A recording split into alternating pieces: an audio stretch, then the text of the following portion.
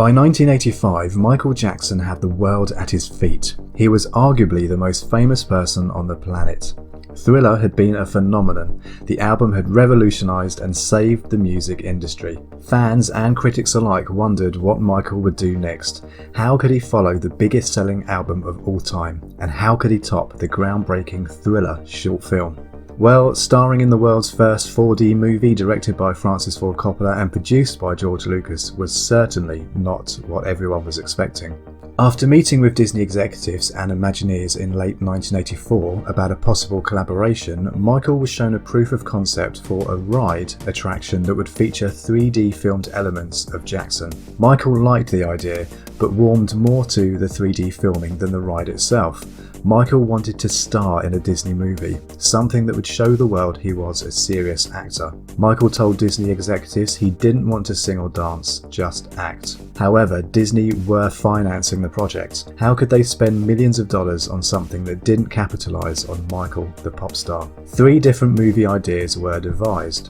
The first would show Michael as a Peter Pan type character who visits a dark and cold forest full of mythical creatures. The forest was ruled by an ice queen and Michael would melt her heart through the magic of his music, bringing colour back to the lush forest. The second idea would follow Michael at night after getting locked in Disneyland and using his magical abilities to interact and dance with the animatronics, including his favourite, the Pirates of the Caribbean. The third proposal was the one Michael really loved, combining the sci-fi of Star Wars and Michael's music. Jackson was on board, but only if Disney hired Steven Spielberg or George Lucas to direct. During script writing, the movie's title would change from The Intergalactic Music Man to Space Knights, then Captain EO and the Space Knights to simply Captain EO. $10 million was budgeted with a runtime of 12 minutes. Both the runtime and budget would be exceeded. Spielberg and Lucas had other commitments, but Lucas did agree to produce, although his time spent on set was minimal. His involvement centred more around post-production. Lucas's good friend Francis Ford Coppola was drafted in to direct. Coppola would later admit, "When I first thought about Captain EO, I didn't know what sense to make of it. All captains need a crew, so a band of unlikely intergalactic space knights were assembled. Fuzzball, EO's first in command, was an adorable flying space monkey. More about him later.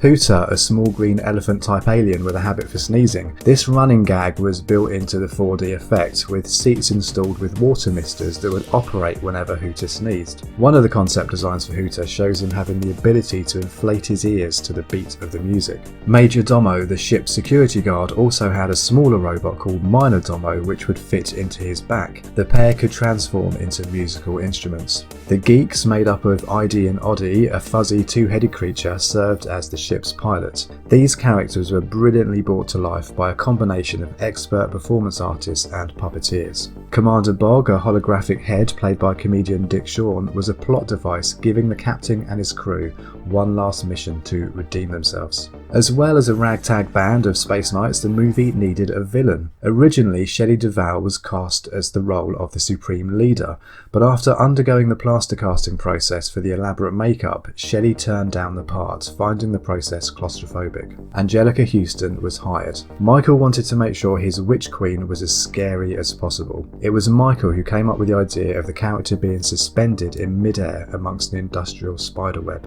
According to Houston, it was also Michael's idea to have Angelica in full makeup and rigged up in the web even when she wasn't being shot, as a way to help his own performance. Houston was not happy about this, but later said being so close to Michael performing made up for any discomfort. However, Angelica refused to be strung up any higher than 5 feet. All of the long shots you see of the witch required a height of 20 feet. Houston flat out refused, so these were all performed by Disney Imagineer Terry Harding in full costume and makeup. Terry would go on to work on Moonwalker and remained friends with Michael right up until he passed away. Originally, the script called for a love interest for Michael. During the film's climax, the Supreme Leader would change into a beautiful black princess who would leave her planet to be with Michael. The original idea was to cast 2 actresses, one for the Supreme Leader and one for the princess. The princess was already cast, costumes had been designed and fitted, but Anjelica Huston, hot off her recent Oscar nomination for Prince's Honour, insisted there be no love interest for Michael and that she would play both parts. Coppola intervened by telling Huston, "Queen dear, you're a little too old to play a princess." Huston shot back with, "Then make a queen." The young actress was fired and the costumes redesigned by Huston's own designer from New York. Principal photography was scheduled for 3 weeks and began on July 15, 1985, but the second unit would spend almost 6 months on reshoots, tidying everything into a cohesive picture. The spaceship crash was one of the scenes requiring extensive reshoots. Michael would go on to write and record 2 new songs for the film, "We Are Here to Change the World" and "Another Part of Me." In 2018, a rough cut of the film appeared on YouTube showing what seems to be a portion of another song fans have dubbed "Starlight Sun" during a scene that didn't make the final cut. This rough cut also includes an extended body popping sequence. In 2019, a further 2 rough cuts were uploaded to YouTube. These include longer shots, different takes, and different blue screen elements, different versions of "We Are Here to Change the World" and "Another Part of Me", and different musical scores. An interesting difference between the rough cuts and the final version of the film was Michael's famous crutch grab. Disney executives ordered these to be cut out of the final version. The reshoot of the dance numbers would be too costly, so certain shots were zoomed in and framed during editing to crop out Michael's non-family friendly gyrations. Jeff Hornaday, choreographer for the Flashdance movie, was secured for the project. Jeff had previously worked with Michael on the Say Say Say video. Recalling his time on EO, Hornaday said, "Michael was a composer, a co-choreographer, a dancer, a singer, an actor, a collaborator on every level, and in each case he collaborated with an amount of passion unequalled by anyone else on the show." Michael would attend many of the dance rehearsals but didn't join in until the cameras rolled. The dancers were amazed at how naturally Michael performed, as if he'd been rehearsing all along with them. Another previous Jackson collaborator also worked on EO. Rick Baker, who devised the amazing werewolf transformation for Thriller, joined EO for creature design. Baker, however, was only interested in designing and developing EO's sidekick, the adorable Fuzzball. Baker's concept art shows many different versions of Fuzzball, originally called Flutter. A brown Fuzzball was designed and mocked up, as well as a white version, which was Baker's personal favourite. However, it was later decided by Disney that Fuzzball should be painted red. Baker was not impressed. Michael loved Fuzzball so much that he insisted his fuzzy sidekick get as much screen time as possible. As cutting edge as the animatronic Fuzzball was at the time, there was one shot that stumped Disney Imagineers: how to get Fuzzball to run up to EO and settle onto his shoulder. Eventually, a spider monkey wearing wings and painted red was used to run up Captain EO's arm up onto his shoulder. This shot of the back of EO isn't actually Michael, it is in fact his stand-in, a woman. Before shooting could begin, the cast assembled for a table read. However, before this, Coppola, a big fan of improvisation, wanted Michael to interview each cast member as if they were applying for their parts. Coppola wanted to build and promote Michael's leadership qualities to help him with the role of playing an intergalactic space captain. After the table read, the director devised another improv exercise for the cast. Jackson was given the role of a summer camp counselor, with Huston as camp owner and the other cast members as unruly children. During the exercise, with Jackson unable to control the boisterous children, Anjelica Huston walked up to him, grabbed the front of his shirt, shouting, "You insignificant little worm, you're fired," and lifted Michael off the floor. Some reports suggest she threw Jackson across the room, but whatever happened, sources claimed from that moment on, Michael kept out of Huston's way.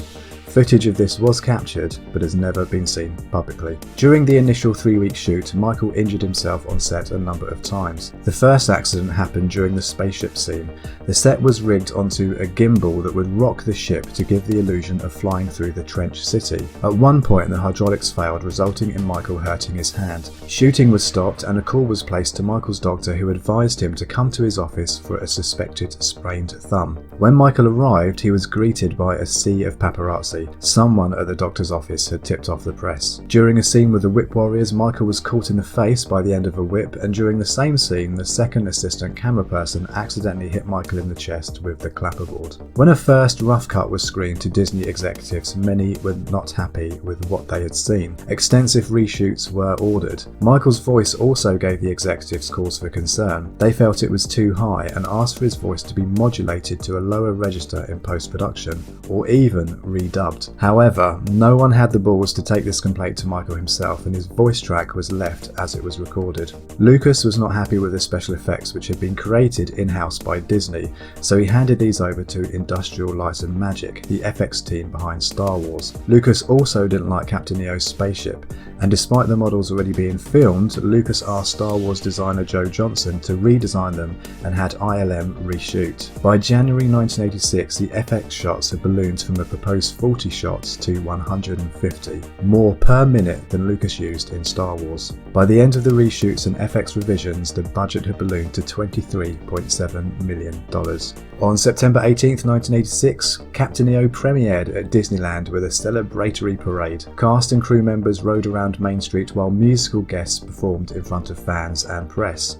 Michael was notably absent. Reports suggested he wasn't happy with the final product, but many believe Michael didn't attend due to the backlash from a recently published photo of Michael inside the infamous hyperbaric chamber, a reported publicity stunt that backfired. Captaineo was a huge hit and would go on to be a phenomenon. In its opening weekend, Disneyland took $2 million. 93% of Disneyland guests said Captaineo was the main reason for coming to the park. EO continued to be screened at Disney theme parks until 1998 and was brought back under the new title Captain EO The Tribute in 2010. A new print of the film was made and a 4K scan and a digital 6-track restoration was completed to bring the film to a whole new generation. With Captain EO, Disney pushed the limits of theme park entertainment. EO was an incredible achievement for all those involved and played a massive part in securing Disney's place in 80s pop culture. Many of the concepts and effects would go on to inspire future films, solidifying Captain EO's legacy. So what does the future hold for EO and his crew? Well, the film no longer plays at any of Disney's parks, but continues to inspire from fan fiction sequels to tribute albums, DIY action figures and video tributes. Although bootleg copies exist, fans have been calling for an official DVD Blu-ray release for years, but due to the complicated legalities of licensing and royalty structure, it's unlikely we'll see this. I hope EO returns either to Disney parks or maybe even to Disney Plus. For those of us not lucky enough to experience it in its full 4D environment, a HD home version is the next best thing. Captain EO's ship has to sail again to inspire and delight a whole new generation.